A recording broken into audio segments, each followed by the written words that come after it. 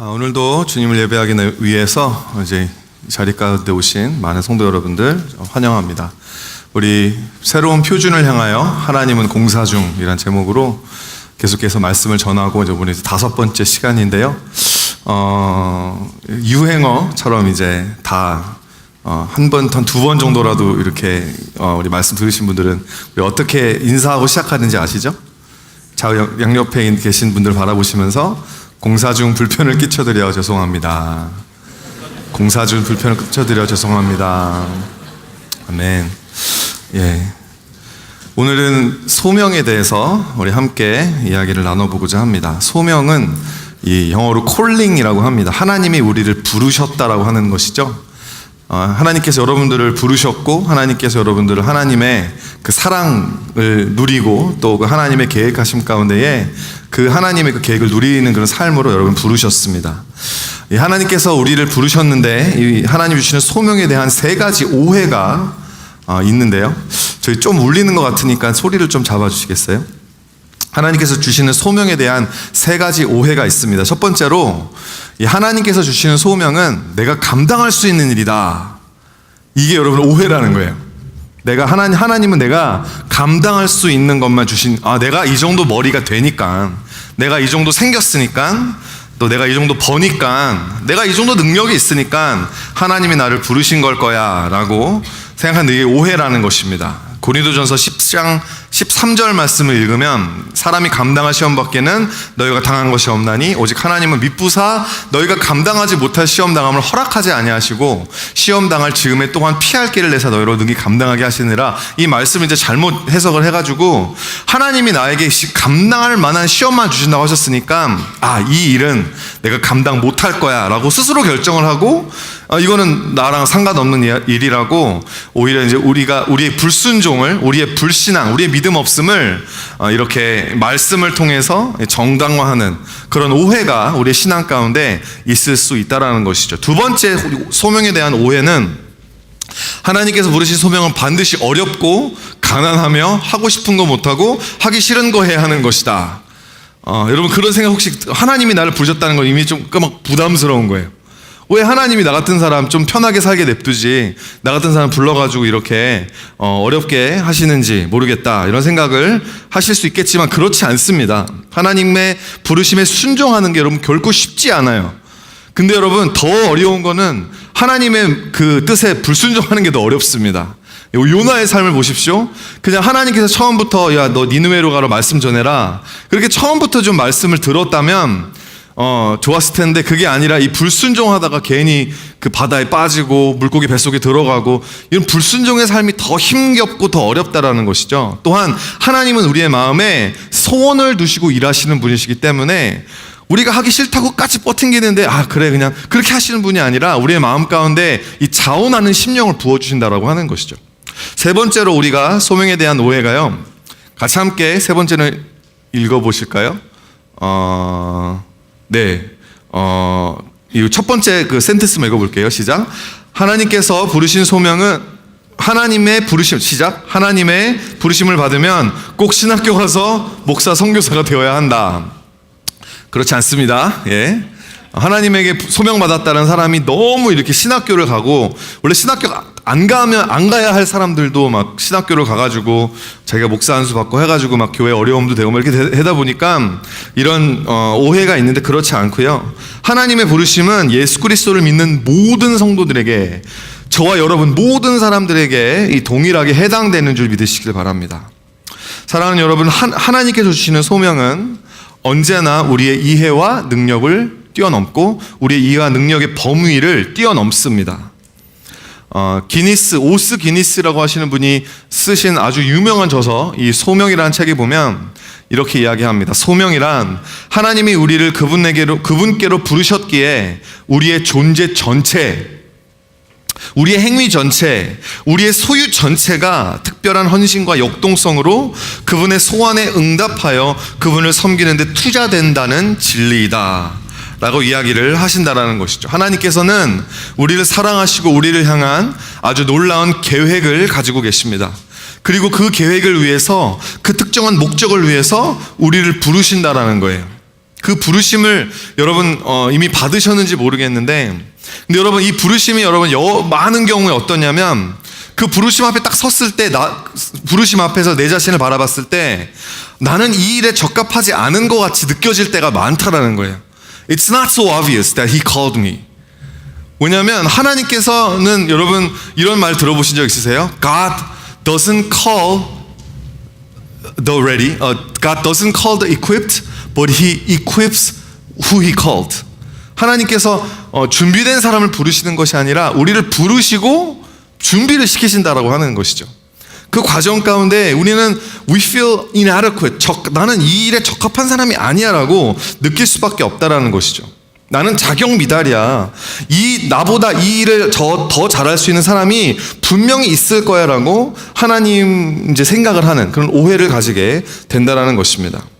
근데 그럼에도 불구하고 하나님의 손가락, 그 하나님의 손가락은 추호의 흔들림도 없이 나를 지명하고 있을 때, 내가 너를 지명하여 불렀나니 너는 내 것이고 너는 내가 보내는 곳으로 너는 가야 한다라는 그 확신이 여러분 우리의 삶의 소명이 된다라고 하는 것이죠. 그렇게 우리가 하나님의 새로운 소명 가운데 순종하기 시작할 때요, 첫 번째 소명은 나로 예수 그리스도밖에는 설명이 안 되는 인생을 살게 한다라는 것입니다. 나로 예수 그리스도밖에는 설명이 안 되는 인생을 살게 한다. 여러분 저만 봐도 그래요. 아무도 안 믿으시지만 제가 고등학교 2학년 때 그러니까 여기로 이제 10학년이죠. 10학년 때까지 너무 숫기가 없어서, 그 이후로는 제가 좀 주님도 만나고 좀 쾌활해지고 해가지고 됐는데, 그 전에는 제가 너무 숫기가 없어서 학교 그리고 교회에 있는 여자친구들이랑 말도 제대로 못 붙여봤어요. 다들 안 믿으시잖아요. 봐봐요. 다 믿으시는데 제가 여러분 좋아했는데 용기가 없어서 말도 한 번 못 붙여보고 마음만 졸였던 짝사랑이 얼마나 많은지는 주님과 저만 아는 비밀입니다. 제가 국민학교 다니면서 반장, 부반장은커녕 줄반장도 못 해봤고요. 청년 때 목사님이니까 회장 정도는 한번 해보셨겠지? 아니요, 저는 주구장창 기차장님 정도만 했어요. 임원도 한 번도 안 해봤습니다. 시켜주질 않더라고요. 회장은커녕 임원도 못 해보고, 여러분들 그랬던 제가 그렇게 소심하고 그렇게 막 숫기도 없고 말도 못했던 제가 이 자리에 서서 여러분과 함께 이 말씀을 전하고 있다는 것 자체가요, 예수 그리스도로 밖에는 설명이 안 된다라는 거예요. 이게 얼마나 저에게 큰 특권이요, 은혜요. 여러분 제가 매주마다 서기 전에 이제 찬양 드릴 때, 제가 2부 때는 조금 그래도 풀어져서 괜찮은데 1부 때는 찬양이 집중이 안 돼요. 가끔씩. 찬양팀 죄송합니다. 너무 찬양이도 잘해주시지만 너무 떨려요. 제가 매주마다 앞에 나와가지고, 그래서 저는요 이 원고가 없으면 설교를 잘 못합니다. 너무너무 떨리고 너무너무 이 부들부들 떨려서. 여러분 소명은 자격이 없는 자에게 주어지는 은혜예요. 믿으십니까? 소명은 자격이 없는 자에게 주어지는 은혜라는 것입니다. 오늘 본문 에베소서 3장 1절 말씀을 함께 읽어보겠습니다. 시작. 이러므로 그리스도 예수의 일로 너 이방인을 위하여 갇힌 자 된 나 바울이 말하거니와. 여러분 이 구절을 문자 그대로 직역을 하면 이렇다고 합니다. 이러함으로 이방인 여러분을 위하여 그리스도 예수의 죄수된 나 바울은, 이 예수 그리스도의 죄수가 되었다라는 말이 두 가지 의미가 있습니다. 첫 번째 의미는 이 옥중서신이라는 거죠. 내가 지금 죄수가 되어서 옥에 갇혀있다, 이 말도 되지만, 두 번째는요, 사도 바울이 자기 자신을 그리스도 예수의 죄수다, 바울 자신이 나는 로마 황제나 로마법의 치리 아래에 있는 죄수라기보다는 나는 그리스도 예수의 주권 아래에 있는 죄수이다, 이런 자신의 죄에 대한 자기 인식이 있었다라는 것을 보여주는 구절이라고 하는 거죠. 여러분 제 아내가 저에게 시집 오기 전에 이 똥 가방이 있습니다. 똥 가방이 뭔지 아세요? 루이비 똥 가방 다 아시고, 우리 그 자매님들은 지금 아주 흐뭇한 미소를 지으시면서 알지요? 이렇게 저에게 사인을 보내주시는데, 아마도 제 아내가 저랑 결혼하면 이제 이런 가방들과 관계가 없는, 이런 호사를 누릴 수 없는 삶을 살 거라고 하는 이 직감이 있었던 것 같아요. 그래서 저랑 결혼하기 전에 처녀 때 처음이자 마지막인지 모르겠는데요, 하여튼 처음이자 마지막으로 한 번 이제 똥 가방을 지른 거예요. 그래서 이 똥 가방이 저희가 이제 결혼식 갈 때만 장롱에서 나와서 빛을 발하는 아주 고귀하신 똥가방입니다. 제가 한 번은 이제 결혼식에 가서 이 주례를 마치고 딱 제 자리에 앉으려고 하는데, 저기 아내 자리가 있고 제 자리가 있었는데, 아내는 화장실 가고 없고 제 자리에 똥가방이 앉아 계신 거예요. 제가 앉아야 할 그 자리에 똥가방이 그 보좌에 딱 자리를 잡고 앉아 계신데, 제가 아무 생각 없이 이 똥가방을 들어서 땅에다 내려놓고, 제가 그 똥가방에 앉아 계시던 의자에 저의 이 더러운 엉덩이를 당한 거죠. 화장실에서 아내가 돌아왔는데 안색이 안 좋아지고 있다는 것을 제가 아주 직감적으로 느낄 수 있었습니다. 어떻게 감히 존귀한 이 똥가방을 땅에다 내팽개쳐 버리고 너희 그 더러운 엉덩이로 그 보좌를 더럽힐 수 있어, 뭐 이런 이제 이런 이제 말이 나오기 전에, 제가 아내랑 이제 결혼한 지 6년이 됐어요. 그래서 이제 제가 눈치가 엄청 빨라졌다고 저는 생각하거든요. 아내는 아직 멀었다고 생각하시겠지만 이제 이런 거 이제 생존을 위한 눈치라고 하죠. 그래서 제가 재빨리 그 똥가방을 확 들어서 제 무릎 위에 고이 이렇게 모시고 이렇게 아내에게 아무 일도 없었다는 듯이 바라봤던 기억이 있었습니다. 근데 저는요, 아직까지도 왜 제가 그 가방 따위를 인격적으로 대해야 되는지 저는 아직 이해를 못해요. 왜 그래야 되지? 그냥 가방일 뿐인데. 그런데 여러분, 이 가방의 가치를 아는 사람,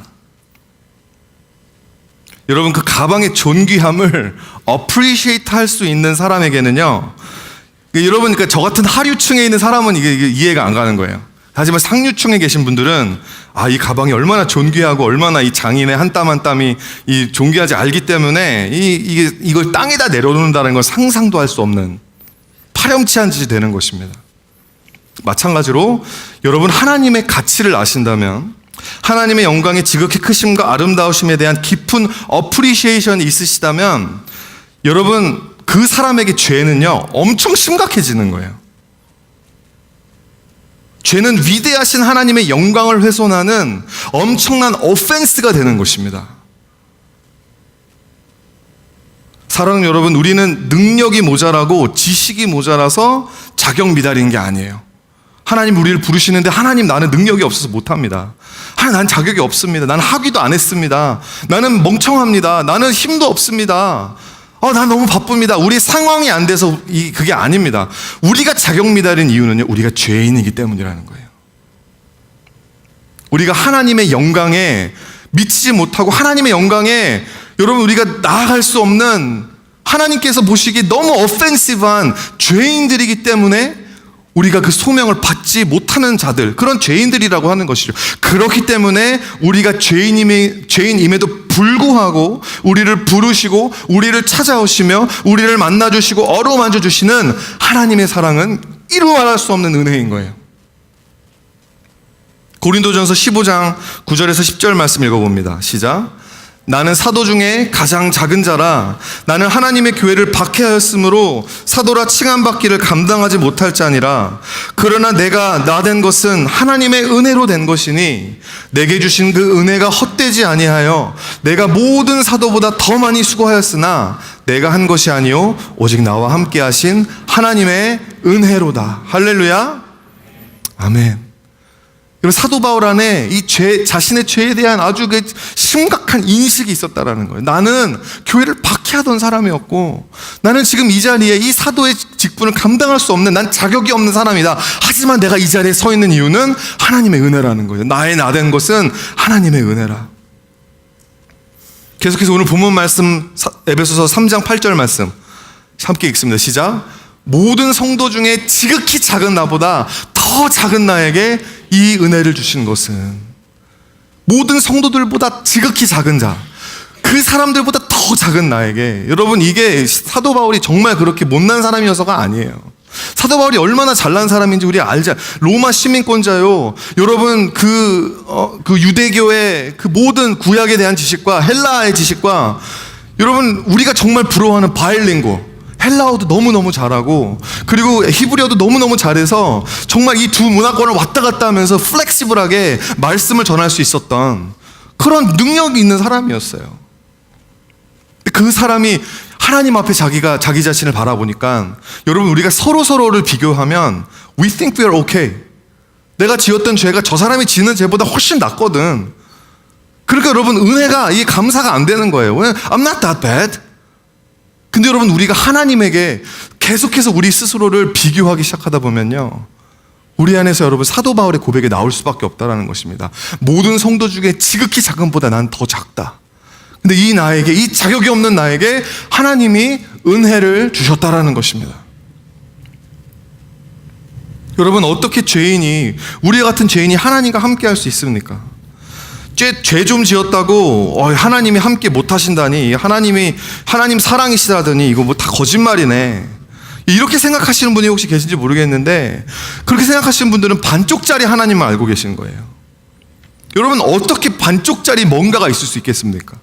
제 아내에게 반쪽짜리 김성민은 이미 김성민이 아닌, 여러분, 말이 안 되는 거예요. 여러분, 하나님의 거룩하심과 그 광대하심과 그 형언할 수 없을 만큼 크심 앞에 기가 질리도록 두려워해 본 적이 있으세요? 그게 없기 때문에 여러분, 죄가 심각하게 여겨지지 않는 것입니다. 뭐 그 정도에 하나님도 좀 이해해 주시고 넘어가 줄 수 있는 거 아니야? 내 상황이 이런데? 내가 어쩔 수 없는데? 그러다 보니까 하나님의 은혜를 감사하게 여기는 게 아니라 당연하게 여기는 거예요. 예수 그리스도께서 나를 위해 십자가 못 박혀 돌아가셨다는 사실이 무뎌지는 것입니다. 뭐 그런가 보지 뭐. 그 정도로 나를 사랑했나? 내가 이 정도로 생겼으니까, 내가 이 정도 되니까 하나님이 나를 사랑하시나 보지, 당연하게 여기는 거예요. 따라서 하나님의 소명을 가볍게 여기는 것입니다. 하나님이 나를 부르셨다고 하는데 그냥 내 상황 보고 하나님의 소명을 내가 따라가느냐 안 따라가느냐 내가 결정하겠습니다, 이러한 우리의 상황, 그런 우리의 태도가 나온다는 것이죠. 살아가는 여러분, 하나님이 우리 같은 죄인을 부르셨다는 이 놀라운 은혜를 깨닫게 되시기를, 그 복음의 비밀을 알게 되시는 저 여러분 되시길 예수님의 이름으로 축원드립니다. 또한 소명은 능력이 없는 자에게 주어지는 확신입니다. 능력이 없는 자에게 주어지는 확신. 하나님께서 나를 부르셨다라는 확신이 있으십니까? 확신. 하나님 나를 부르셨어. 여러분, 이걸 근자감이라고 생각하면 안 돼요. 근자감 뭔지 아시죠? 근자감이 뭐죠? 근거 있는 자신감이 아니라 근거 없는 자신감. 그 근자감이 있는 사람들 보면 되게 좀 재수도 없고 입맛도 떨어지는데, 여러분 요즘은 근데 근자감이 있는 사람들이 많다기보다는 우리 세대에, 우리 문화권에 더 시급한 문제는요, 너무 많은 사람들이요, 자존감이 너무 낮다는 거예요. 너무 자존감이 없는 가운데 확신이 없는 인생을 살고 있다는 것입니다. 왜 그렇죠? 내가 내 자신을 보면 능력이 하나도 없는 거예요. 내가 할 수 있는 게 아무것도, 실제로 아무것도 없는 거예요. 가난하고 머리도 나쁘고, 그러면 좀 생기기라도 좀 잘생겨야 되는데 또 그것도 아닌 것 같고. 근데 다른 사람이랑 계속해서 우리 스스로를 비교하면서, 여러분, 능력 있는 학생이 되어서 공부 잘하고 싶죠, 그죠? 능력 있는 남편이 되어서 아내 고생시키고 싶지 않죠. 능력 있는 엄마가 되어서 자녀들을 성공적으로 키우고 싶은데 여러분, 그게 잘 안 되는 것입니다. 왜? 능력이 없기 때문에. SNS 보면 내 주위에 있는 친구들은 이렇게 잘 살고 있는데, 이렇게 잘 지내고 있는데, 여러분, 그 근사한 인테리어에, 그 맛있는 음식에, 해외여행에, 화이팅 넘치는 운동에, 책 읽는 삶, 나도 따라하고 싶은 취미생활, 어쩜 이렇게 다들 잘 살고 있는지 몰라요. 그러니까 이 인스타그램 보는 것만으로도 막 기가 죽는 겁니다. 자존감이 막 떨어지는 거예요. 나를 제외한 모든 사람이 행복한 것 같으니까 내가 막 너무 비교가 되고 우울해지고 그만큼 위축되고 내 자신이 너무 초라하게 느껴진다는 것이죠. 여러분, 확신을 못하면요, 내 삶에 내가 나 스스로에 대한 확신이 없으면 여러분 생기게 되는 가장 큰 문제가 뭔지 아세요? 집중이 안 된다는 게, 집중이. 뭘 해도 집중이 안 되는 거예요. 여러분, 이 여자다, 이 남자다, 확신이 있으면요, 왜 어장관리를 하겠습니까? 이 사람이라는 확신이 있으면 이제 그 사람한테만 잘 해주면 되는 거예요. 그 사람에게만 잘 보이면 되는 거예요. 근데 확신이 없는 거예요. 확신이 없으니까 어장관리만 하다가 잘 키운 고기 다 남 주고 나만 혼자 남는. 죄송합니다. 제가 너무 아프게 전곡을 찔렀나요? 공부할 때 집중이 안 되는 거예요. 확신이 없으니까. 내가 지금 이 메이저를 하고 있는 게 맞나? 이 학교로 온 게 맞나? 하나님이 나를 인도하신다에 대한 이 확신이 하나도 없어요. 계속 서브젝트 바꾸고 계속 막 이거 했다가 드랍하고 시험 공부하다가 공부 찔끔하다가 이거 좀 알바를 구해봐야 되는데 알바도 찔끔 막 구했다가 이게 뭐 하나에 집중을 못하는 거예요. 왜? 확신이 없으니까. 너무 불안하니까. 여러분 사도 바울을 보십시오. 에베소 3장 7절 말씀 함께 읽습니다. 시작. 이 복음을 위하여 그의 능력이 역사하시는 대로 내게 주신 하나님의 은혜의 선물을 따라 내가 일꾼이 되었노라. 여러분 사도 바울이 스스로에게 자격이 있어서 이렇게 이야기하는 게 아닌 거 아시죠? 근데 하나님이 불러주신 거예요. 그거에 대한 확신이 있는 거예요. 그러니까 선포하는 겁니다. 내가 일꾼이 되었다. 내게 주신 하나님의 은혜에 따라, 그 은혜의 선물에 따라 내가 월커가, 내 하나님과 함께 동역하는 동역자다. 사랑하는 여러분, 내 마음과 힘은 믿을 수 없습니다. 오직 한 가지 우리가 믿는 진리가 뭐죠? 주는 나의 힘이요. 주는 나의 힘이요. 주님이 우리의 능력이신 줄 믿으시길 바랍니다. 여러분 능력 부족 때문에 확신이 없다라고 한다면 그게 당연한 거예요. 근데 이제 주님이 나의 능력이십니다, 주님이 나의 힘이십니다라고 여러분이 고백하신다면, 이제 확신이 들지 않는다면 여러분 그 믿음이 아직까지 못 믿고 있는 거예요. 주님이 나의 힘이라는 걸. 내가 할 수 있는 일을 하면 하나님께서는 내가 할 수 없는 일을 하실 것이다 라고 하는 믿음. 하나님 아버지에게 내가 뭐든지 내가 필요한 거 내가 구하면 주님이 주실 거라는 거. 아니 내가 이것을 기도하기도 전에, 지난주에 얘기했잖아요. 하나님이 이미 날 다 알고 계신다라는 거. 그분이 살아계셔서 지금도 내 기도를 듣고 계시다라는 것, 지금도 가장 세심하게 나에게 필요한 그 필요들을 채워주시기 위해서 이 시간 나와 함께 동행하신다라는 것.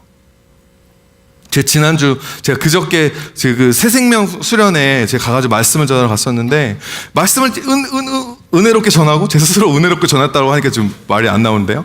은혜롭게 전하고 다 이제 마치고 이제 그 이후의 순서 전에 30분 동안 막 라면 먹는 시간이 있었어요. 근데 제가 지난주에도 말씀드렸던 것처럼 먹는 걸 되게 조심하고 있기 때문에 이 밤에 내려가서 좀 교제하러 내려갔는데 이제 라면 냄새가 저의 오감을 자극하는데 좀 안 되겠더라고요. 그래서 제가 도망갔어요.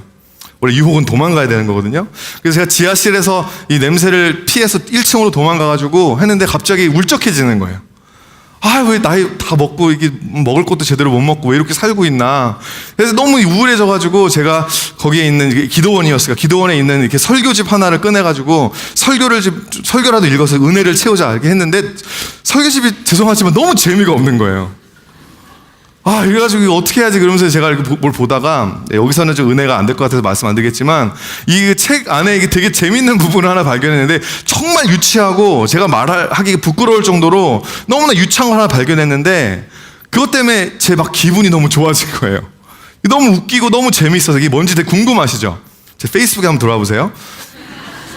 그걸 봤는데 너무너무 웃기고 제가 너무너무 재밌어서 저희 다운타운 청년이 한 분 올라오길래, 야 일로 와봐 이거 재밌지 이러면서 막 하면서 제 스스로가 너무 막 기분이 업되고, 이전에 제가 라면 못 먹어서 막 다운됐던 기분이 막 반전이 되는데, 제가 이걸 막 혼자서 재밌어 하다가 문득 돌아보니까 하나님 너무 신실하신 거예요.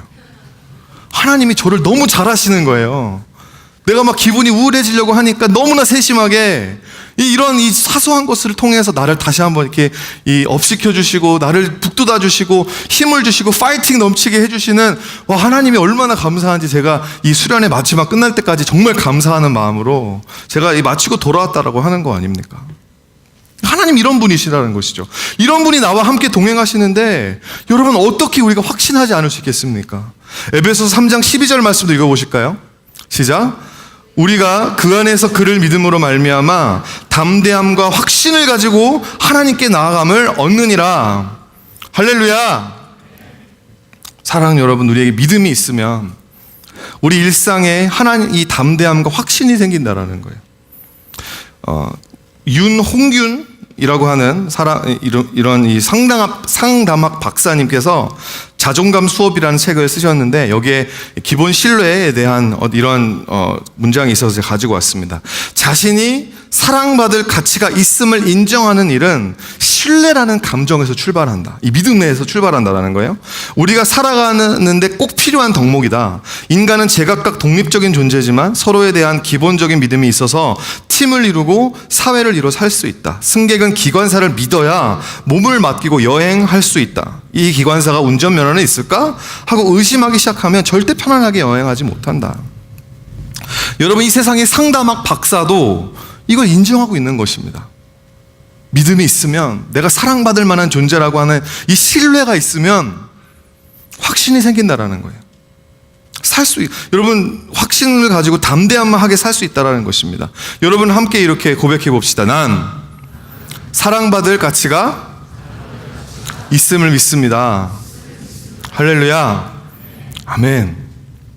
이 확신으로 하나님께서 여러분을 부르신 소명을, 그 소명의 삶을 감당해 나가는 예수 그리스도밖에는 설명이 안 되는 인생을 사는 저와 여러분 되시기를 우리 예수님의 이름으로 축원드립니다.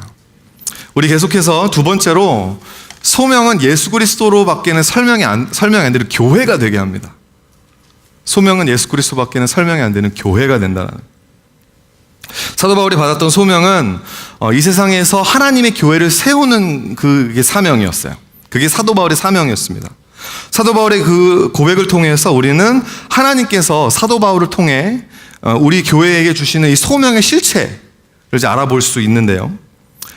첫 번째로, 교회의 소명은 그리스도의 풍성함을 나타내는 것입니다. 그리스도의 풍성함을 나타내는 것이다. 에베소서 3장 8절 말씀 함께 읽어보실까요? 시작. 모든 성도 중에 지극히 작은 자보다 더 작은 나에게 이 은혜를 주신 것은 측량할 수 없는 그리스도의 풍성함을 이방인에게 전하게 하시고. 아멘.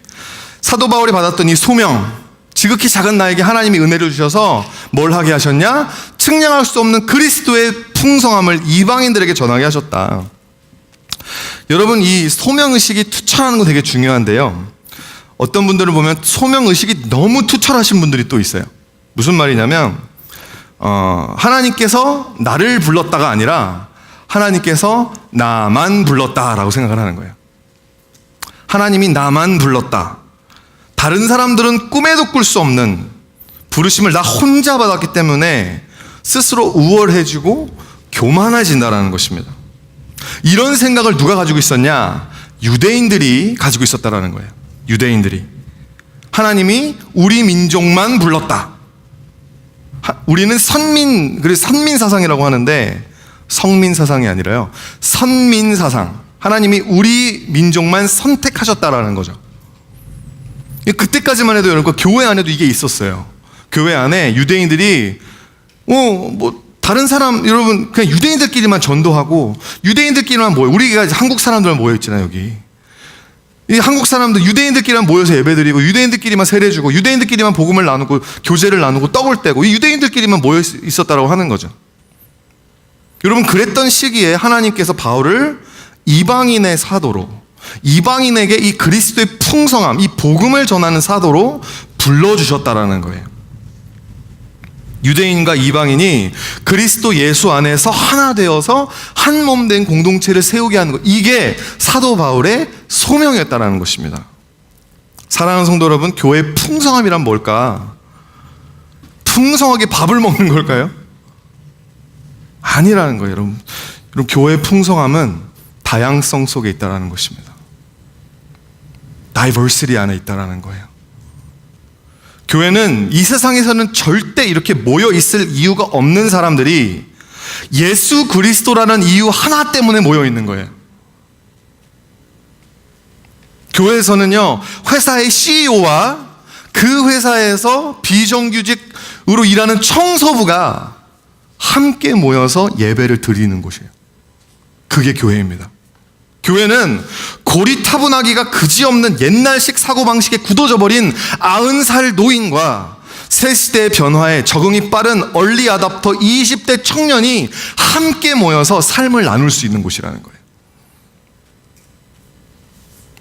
교회는요, 광화문에서 촛불을 든 사람과 반대편에 태극기 들 사람이 함께 손을 맞잡고 주 안에 우린 하나 모습은 달라도 예수님 한 분만 바라네 라고 노래할 수 있는 곳이라는 것입니다. 이 상상해 가세요. 모든 인종을 초월하고 모든 이념을 초월해서 모든 정치적 성향을 초월하여 예수 그리스도 때문에 한 몸 되는 공동체. 예수 그리스도로 밖에는 이 사람들이 모여있을 이유가 없어요. 예수 그리스도 밖에는 설명이 안 되는 교회. 사랑하는 여러분, 제가 뭔가 진리를 하나 선포해 드릴까요? 여러분의 입맛에 맞는 교회란 이 세상에 존재하지 않습니다. 교회 모든 사람들이 상냥하고 모든 시스템이 flawless하게 돌아간다면 여러분 그게 오히려 이상한 거예요. 이단들이 그렇습니다. 이단들. 여러분 그들은요 일사불란합니다. 군대식입니다. 그 조직력이요 무섭습니다. 교주의 한마디에 모든 그 추종자들이 획일화되어 버립니다. 다 똑같은 사람이 되어버리는 거예요. 여러분 죄인들은 원래 예수 그리스도 외에 뭔가 좀 다른 목표가 있고 예수 그리스도 외에 좀 내가 좀 얻을 게 있어야 하나 될 수 있어요. 인간은 그래요. 사람들, 죄 많은 인간들은 그래요. 좀 예수 그리스도 외에 우리 축구 좋아하시는 분들 죄송해요. 축구라고 하는 뭔가 좀 있어야 형제들끼리 좀 단합이 되는 거예요. 예수 그리스도 외에 자매들 좀 그래도 이렇게 좀 수다 거리가 좀 있어야 그래야 함께 모여서 좀 재밌다. 이게 셀 모임이 하니까 이게 그 세상 얘기도 하니까 좋네. 그래야 좀 모이는 그게 우리 죄인들이라는 것입니다. 여러분 원래 교회라는 곳은 예배당 카페트 색깔 뭘로 할까? 이거 가지고 서로 안 볼 사람들처럼 으르렁거리면서 싸우는 곳이 교회예요. 왜? 그리스도 예수 외에는 우리를 하나 되게 해줄 수 있는 것이 아무것도 없기 때문에. 여러분 그렇기 때문에 교회 안에 서로 상처 줍니다. 서로 시험에 들고 막 이러다가도 우리 예수님 때문에 또 다시 하나가 되고 또 싸우고 또 화해하고. 여러분 그런 모습이요 이상한 게 아니라 교회의 정상적인 모습이라는 거예요. 죄인들이 모인 곳이기 때문에 어쩔 수 없는 거라는 거예요. 오히려 여러분 여기서 우리가 실수할 수 있는 게 그러면 예수 그리스도 외에 다른 어떤 것을 교회의 목표로 삼아서 교회 안에 좀 단합을 이루어보자. 여러분 그거 마귀의 길입니다. 그건 교회가 아니라는 거예요. 예수 그리스도 밖에는 설명이 안 되는 공동체. 두 번째로 교회의 소명은요 하나님의 지혜를 이 세상에 드러내는 것입니다. 하나님의 지혜를 이 세상에 드러내는 것. 본문 말씀 10절과 11절 말씀 한 목소리 읽어봅니다. 시작. 이는 이제 교회로 말미암아 하늘에 있는 통치자들과 권세들에게 하늘의 각종 지혜를 알게 하려 하심이니 곧 영원부터 우리 주 예수 그리스도 안에서 예정하신 뜻대로 하신 것이라. 아멘. 여러분 이 지혜가 뭘까요? 하나님이 주님의 지혜를 우리 모든 여러분들 여기 보면 하늘에 있는 통치자들과 권세들에게 이게 뭐냐면 이 세상을 통치하는 겁니다. 이 세상에 뭐 권력도 낼 수 있고 아니면 이 세상에 어떤 이 공중 권세를 잡고 있는 영적 세력이 될 수도 있고, 그러니까 교회를 제외한 이 세상을 이야기하는 거. 근데 이 세상에게 하나님께서 각종 지혜를 교회를 통해 교회로 말미암아 알게 하려 하기 원하시는데, 그럼 이 지혜가 뭘까? 이 지혜가 뭐냐면요, 에베소서 1장으로 돌아가면 나오는데 8절부터 10절 말씀 제가 읽어드릴게요. 이는 그가 모든 지혜와 총명을 우리에게 넘치게, 이 지혜예요, 넘치게 하사 그 뜻의 비밀을 우리에게 알리신 것이요 그의 기뻐하심을 따라 그리스도 안에서 때가 찬 경륜을 위하여 예정하신 것이니. 자, 여기서부터 지혜가 나옵니다. 함께 읽어볼게요. 시작. 하늘에 있는 것이나 땅에 있는 것이 다 그리스도 안에서 통일되게 하려 하심이라. 통일되게 하려 하심이라. 하나 되게 하려 하심이라. 유대인과 이방인들이 하나 되게 하려 하심이라. 이 세상에서는 함께 있을 수 없었던 사람들이 교회에 들어와서 하나 될 수 있게 하려, 그게 지혜라는 거예요. 인간의 지혜는요, 그냥 그냥 획일화시키거나 전체주의라고 그러죠. 토탈리테리아니즘. 모든 사람을 똑같이 만들어버리거나 아니면 그냥 다양성 가운데 사람들을 분류시켜버려, 캐리고라이즈 해버립니다. 획일하거나 분류시키거나, 하지만 하나님의 지혜는 통일시키는 것입니다. 즉 하나님이 하나가 되는 것, 한 유기체가 되는 것, 한 오르게니즘이 된다는 걸 이야기하는 것이죠. 이것은 모든 사람들이 다 똑같아져야 되는 유니포미티가 아니라 다양 속에서 하나님의 지혜로 한 몸이 되고 그 유기적인 하나됨. 여러분, 우리 몸의 지체가 각양 다른 지체가 있지만 손, 발, 귀, 머리, 코 다 다르지만 그래도 이 한 몸인 것처럼 여러분, 이 하나됨, 이 유니티를 지킬 수 있게 하시는 게 이게 지혜라는 거예요. 둘이 되었던 것을 하나 되게 하사 이 하나님 한 몸이 될 수 있게 하는 그 지혜, 서로 원수되었던 것을 화해시키는 지혜, 이것이 여러분 십자가의 지혜라는 거예요. 이것이 세상은 이해할 수 없는 지혜라고 하는 것입니다. 에베소서 2장으로 가볼까요? 13절부터 15절 말씀 함께 읽습니다. 시작. 이제는 전에 있었던 너희가, 멀리 있었던 너희가 그리스도 예수 안에서 그리스도의 피로 가까워졌느니라. 그는 우리의 화평이신지라 둘로 하나를 만드사 원수된 것 곧 중간에 막힌 담을 자기 육체로 하시고 법조문으로 된 계명의 율법을 폐하셨으니 이는 이 둘로 자기 안에서 한 세 사람을 지어 화평하게 하시고, 이게 예수 그리스도의 지혜인 줄 믿으시길 바랍니다. 이 예수 그리스도가 아니었다면 교회는 하나 될 수 없어요. 십자가가 아니라면 우리는 하나 될 수 없는 것입니다. 교회가 이렇게 다양한 사람들이 모여있음에도 불구하고 한 몸 공동체가 될 수 있는 이유, 여러분 존 스타트 목사님은 이것에 대해서 New Humanity라고 부릅니다. 이전에는 이 둘로 나뉘어서 서로 막 으르렁거리고 싸우고 갈라지고 분류되는 그런 인류였다면 그리스도 예수를 통하여서 새로운 인류, New Humanity, 그래서 열리게 된다고 하는 것이죠. 둘로 한 세 사람이 지어졌다는 거예요. 그리스도가 우리의 화평이 되어주시기 때문에 원수 되어졌던 사람들, 서로 성향이 다른 사람들, 호남 사람들과 영남 사람들이 교회 안에만 오면 하나가 될 수 있는, 여러분 이게 하나님이 교회를 통해 세상에 알리고자 하시는 지혜라는 거예요. 믿으십니까?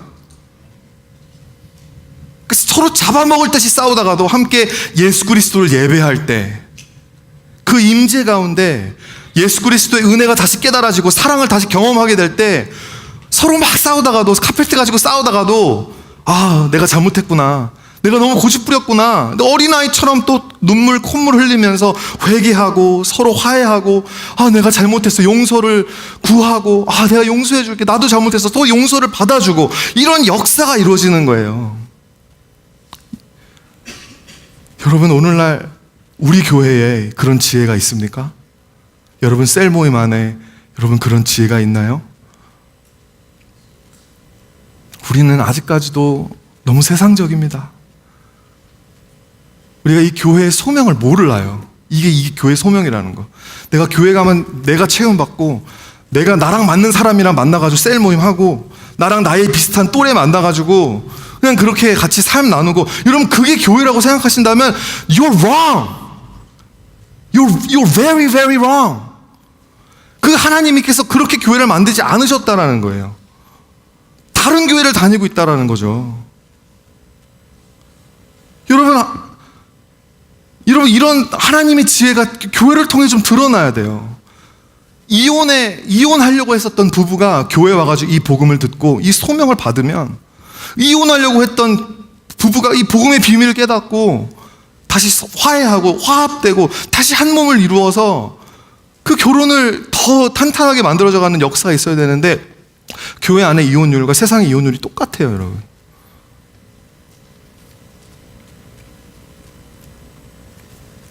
여러분 옆에 있는 분들에게 이렇게 한번 인사해 보시기 바랍니다. 나만 죽으면 돼. 나만 죽으면 돼. 여러분 이게 지혜예요. 이게 십자가의 지혜입니다. 나만 죽으면 우리 셀이 사는 거고요. 나만 죽으면 우리 가정이 화목해지는 것입니다. 여러분 우리는 이러고 살잖아요. 너만 죽으면 돼. 야, 너만 죽으면 다 해피해. 다들 너만 죽으면 돼 이러고 다 서로 죽이려고 하니까 여러분 이 주님의 지혜가 드러나질 않는 거예요. 이번 주 말씀을 준비하면서 이 한국 고신대 길남준 교수님께서 쓰신 에베소 어떻게 읽을 것인가 이 주해 주석을 읽으면서 참 많이 배웠습니다. 너무나 배우는 게 많아요. 정말 교회란 무엇인가에 대해서 많은 고민을 하게 되었던 이 시기에 저에게 많은 깨우침을 주는 책인데요. 그 중에 제 마음에 좀 큰 임팩트를 주었던, 저에게 큰 부담을 주었던 이 한 구절을 여러분과 함께 나누려고 합니다.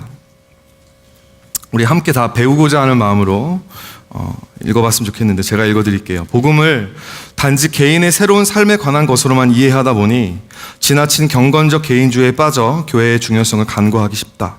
실제로 한국 교회 안에는 예수를 믿고 구원받은 것만 중요하게 생각하고 구원받은 사람들이 함께 모인 교회의 중요성을 무시하는 신자들이 의외로 많다.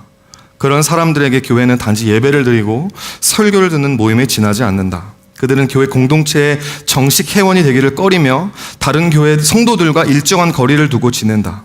또 교회를 통해 영적인 유익을 얻을 수 있다면 교회 안에 무슨 일이 일어나든지 또 교회가 어떤 방향으로 나가든지 크게 개의치 않는다. 교회의 중요성을 모르다 보니 교회에 대한 사랑도 없고 헌신도 없는 것이다. 성도들의 무관심 속에서 이 땅의 많은 교회들이 힘을 잃고 병들어 가고 있다. 교회는 하나님의 새 인류로서 온 세상을 향해 하나님의 영광과 능력과 지혜를 드러내야 하고 또 온 세상 사람들 앞에 그런 존재로 나타나야 한다. 그런데 오늘 이 땅의 교회들은 과연 하나님의 영광과 능력과 지혜를 드러내는 새로운 인류로 우뚝 서 있는가? 우리는 복음이 개인 구원에 관한 기쁜 메시지일 뿐 아니라 교회 공동체에 관한 기쁜 메시지임을 새롭게 인식해야 한다. 그렇습니다. 여러분, 이것이 교회의 본질이요 소명이라는 것입니다. 하나님의 새 인류가 되어서 서로 분열하고 이혼하고 경쟁하는 이 세상 가운데에 하나님의 이 영광과 능력과 지혜를 드러내게 하는 것이 우리가 매주 이렇게 예배드리는 이유라는 거예요. 할렐루야. 아멘. 그렇기 때문에 여러분, 예배 후에 함께 식사를 나누고 셀 모임을 통해서 삶을 나누는 그 일이요 너무너무 소중한 일이라는 것입니다. It's not about you. It's about the kingdom of God. 그렇기 때문에 여러분들이 각자 소명을 받아서 내가 이 교회에서 나의 자리는 어디인가, 나의 사역은 나의 소명은 어디에 있는가, 이 1인 1사역을 찾아가시는 게 여러분 교회가 살고 여러분도 사는 유일한 길이라고 하는 것이죠. 예수 그리스도께서 주인 되신 이 교회가 그 부르심에 합당한 모습으로 세워지는 것을 말씀 선포를 하고 목양을 하는 걸 통해서 돕고 섬기는 것 또한 이게 저의 목회적 소명, 콜링이라는 것입니다. 말씀 마칩니다. 제가 이번 주에 어떤 한 성도님과 함께 신방을 하면서 한 이야기를 들었는데 참 은혜가 되어서 함께 나누고자 합니다. 한 성도님의 이모님의 이야기예요. 근데 이모님께서 이제 장신대, 한국에 있는 장신대를 졸업하시고 평생을 이제 그 목회자로 사셨습니다. 한 교회 부교역자로 계시다가 은퇴하시고 60대가 넘으신 나이에 이제 교회를 개척을 하셨어요. 이제 교회에서 이제 60대가 넘고 하시니까 좀 이렇게 교회에서 나오셔서 근데 이 목회에 대한 소명이 지워지지가 않는 거예요. 처음에는 가족들이 만류를 했습니다. 아니 이렇게 하면 누가 오겠습니까? 뭐 이런 식인 거였죠. 교회를 여시면 누가 교회에 와가지고 예배를 드리겠어요? 이렇게 이야기를 했는데, 근데 가족의 만류에도 지울 수 없는 소명이 그분 안에 계셨던 거죠. 그래서 이제 교회를 개척하셨는데, 여러분 교인들 equals 가족들인 거예요. 그러니까 예배 땅에 딱 오면 목사님이 계시고 목사님의 그 동생이랑 동생의 가족들만 딱 앉아 한 3-4명 정도밖에 안 앉아 있으니까 누가 광고를 듣고 이렇게 교회를 찾아와도 막 그런 교회 가면 부담스럽잖아요. 도망가는 거예요. 막. 정착이 안 된 거예요, 사람들이. 여러분, 제가 그걸 들으면서 이 예수 그리스도밖에로는 정말 설명이 안 되는 교회구나 라는 생각이 들었어요. 정말 예수 그리스도밖에는 설명이 안 되는 교회구나. 이 목사님께서 주중에 이제 혼자 이제 교회에서 기도를 하고 있는데 한번 그 플라자 안에, 그 교회를 개척한 플라자 안에 옆집에 무당이 이사를 왔대요. 무당이 옆집 이사 와가지고 막 옆에 교회가 있으니까 쫓아내려고 그러는 것 같아요. 막 굿하는 소리를 막 내면서 시끄럽게 막 와 이렇게 하니까 여러분, 이 목사님 어떻게 하셨는지 아세요? 찬양을 더 크게 틀어놓고 막 방언으로 기도를 하시면서, 그러니까 무당들이 또 새끼 쳐가지고 위로 올라왔대요. 위로 올라가지고 막 이게 또 하니까 또 더 크게. 근데 이 이모님, 이 목사님에게는 이게 소명인 거예요. 내가 여기 이 자리 지켜야겠다. 여러분, 세상적으로 보면 너무 비효율적이고 너무 말이 안 돼요. 왜 그렇게 그냥 아예 안 하는 게 낫지 않나? 근데 여러분, 제가 이런 생각이 들더라고요. 하나님 보시기엔 어떨까? 하나님 보시기엔 어떨까?